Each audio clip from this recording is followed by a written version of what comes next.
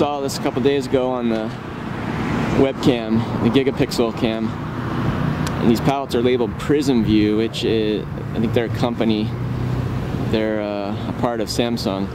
They construct indoor-outdoor displays.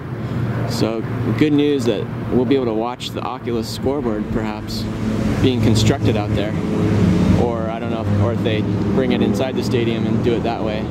But at least we know the parts are here, and we should be seeing some kind of construction going on that, hopefully. So that's very exciting. I know a lot of people are excited about that 4K display, 110 yards long. There's a view underneath. My last update I showed those panels they've been putting up, kind of a temporary construction panel. It's pretty much all covered up there now at that American Airlines Plaza and the performance venue area of the stadium. And it's that time of the day where the panels have that silvery, shimmery look to them.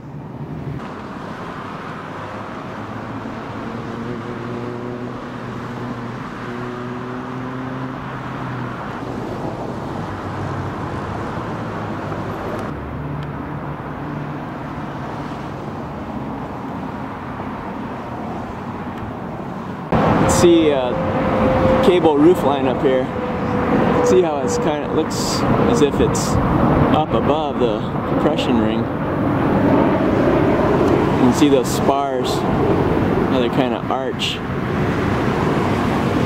up and down, if that makes sense.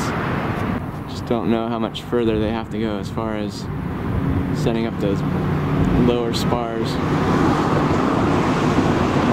And then hopefully we're seeing ETFE roof going over that once that's completed.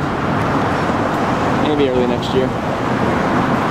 Haven't heard anything official yet. Looking out there in the north end, see that panel staged and ready to go. So we will definitely be keeping an eye out on that one, see where it goes. If it goes up this week, I'll be sure to try to let you know.